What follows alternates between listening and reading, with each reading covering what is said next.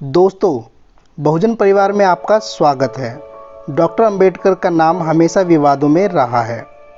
देश के सर्वोच्च पुरस्कार भारत रत्न से सम्मानित होने के बावजूद भी देश के कुछ लोग उनके खिलाफ रहते हैं। उनको लेकर आज भी राजनीति की जाती है। इस वीडियो में उन पर बनी फिल्म के पीछे की राजनीति पर हम चर्चा करेंगे।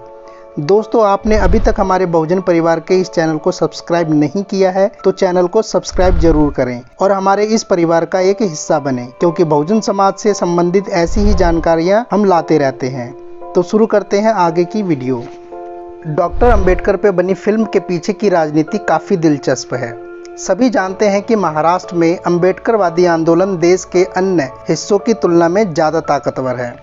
दरअसल बाबा साहब अंबेडकर की जन्म शताब्दी पर भारत सरकार द्वारा डॉक्टर अंबेडकर पर एक फिल्म बनाने की घोषणा की गई और फिल्म बनते बनते सन 2000 आ गया, तब जाकर यह फिल्म प्रदर्शित हुई। फिल्म के बनाते समय यह घोषणा की गई कि फिल्म को भारत की तमाम प्रमुख भाषाओं में डब किया जाएगा और पूरे भारत में प्रदर्शित किया जाएगा। लेकिन फिल्म को लेकर महाराष्ट्र और गुजरात में प्रदर्शित किया गया और इसके बाद इस पर अघोषित प्रतिबंध लगा दिया गया, क्योंकि फिल्म बनाने वालों ने फिल्म से जो उम्मीद की थी वह पूरी होती नहीं दिखी और इसलिए इस पर अघोषित पाबंदी लगी। फिल्म पर कोई भी वीडियो कैसेट या सीडी या डीवीडी एनएफडीसी ने बाजार में जारी नहीं किया और यह सब कांग्रेस सरकार के इशारे पर किया गया। महाराष्ट्र की तत्कालीन सरकार ने बाबा साहब अंबेडकर के राइटिंग और स्पीचेस का जो वॉल्यूम प्रकाशित हो रहा था उसका भी प्रकाशन बंद कर दिया, ताकि बाबा साहब के विचारों के प्रसार पर रोक लगाई जा सके। कांग्रेस की राजनीति बाबा साहब अंबेडकर के विरोध करने के कार्य में बहुत ज़्यादा सक्रिय थी। कांग्रेस ने बाबा साहब अंबेडकर को आज़ादी के पहले और बाद में भी अपना शत्रु माना, क्योंकि कांग्रेस द्वारा लड़ी गई लड़ाई आर्य ब्राह्मणों की आज़ादी के लिए भी थी, जबकि बाबा साहब अंबेडकर मूल निवासी बहुजनों की आज़ादी के आंदोलन के नेता थे। बाबा साहब अंबेडकर पर बनी फिल्म द्वारा कांग्रेस अपने दो उद्देश्यों द्वारा पूरा करना चाहती थी। पहला, बाबा साहब अंबेडकर आज़ादी के आंदोलन में सीधे सीधे शामिल नहीं थे, अतः वह उन्हें अंग्रेजों के हाथों की कठपुतली बनाना चाहते थे।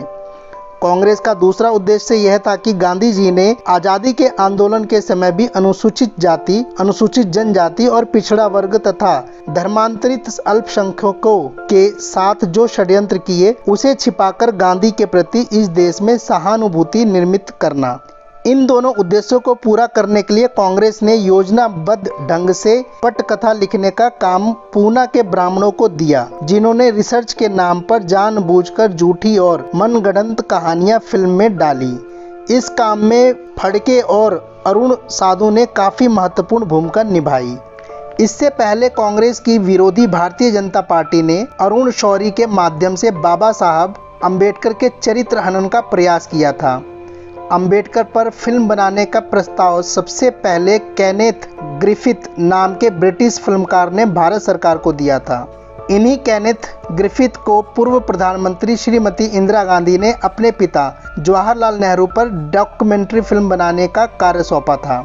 ग्रिफिथ इस फिल्म को बनाने भारत आए और अपने काम के सिलसिले में पूरे देश में घूमते रहे, तो उन्होंने जगह जगह बाबा साहब अंबेडकर की मूर्तियां देखी। उन्होंने इस विषय में जानना चाहा तो उन्हें बताया गया कि ये बाबा साहब अंबेडकर की मूर्तियां हैं।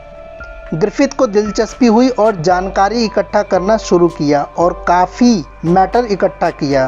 तब उन्होंने भारत सरकार को बाबा साहब पर फिल्म बनाने के लिए पत्र लिखा, लेकिन भारत सरकार ने उन्हें इस कार्य के लिए वीज़ा और परमिशन नहीं दिया।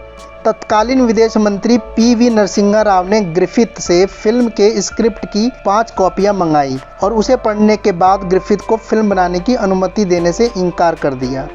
इसको लेकर जब विवाद खड़ा हुआ और सरकार के ऊपर दबाव बढ़ना शुरू हुआ तो 1991 में, जो बाबा साहब की जन्म शताब्दी थी, सरकार ने फिल्म बनाने की घोषणा की, लेकिन ये कहा गया कि किसी भारतीय से ही ये फिल्म बनवाएंगे, ना कि ग्रिफिथ से। ऐसा करने के पीछे उद्देश्य यह था कि अपने तरीके से फिल्म में अंबेडकर को दिखाया जाएगा।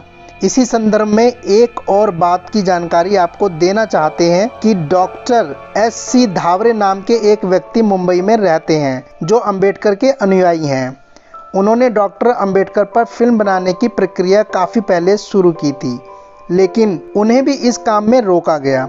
डॉक्टर धावरे ने अपनी फिल्म के निर्देशन का कार्य श्याम बेनेगल को दिया था।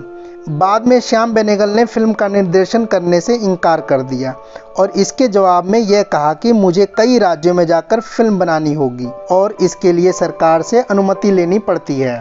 अगर मैं आपकी फिल्म का निर्देशन करूंगा तो उन राज्यों में जहां कांग्रेस की सरकारें हैं वहां मुझे फिल्म बनाने में दिक्कत होगी। यह बात डॉक्टर धावरे ने उल्लिखित किया है।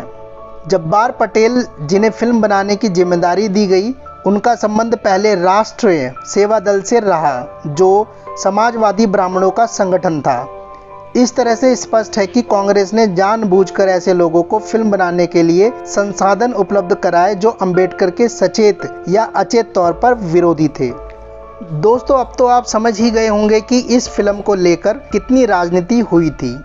ये लेख हमने हिंदी सिनेमा और दलित नामक पुस्तक से लिया गया है, जिसके लेखक डॉक्टर चंद्रभूषण अंकुर जी हैं। अगर आपको हमारी ये वीडियो जरा भी अच्छी लगी हो तो वीडियो को ज़रूर लाइक करें और कमेंट में ये ज़रूर बताएं कि इस फिल्म को बनाने की घोषणा कौन से वर्ष में हुई थी। दोस्तों, आज के लिए बस इतना ही। मिलते हैं ऐसी अगली वीडियो में। तब तक के लिए जय भीम, जय भारत।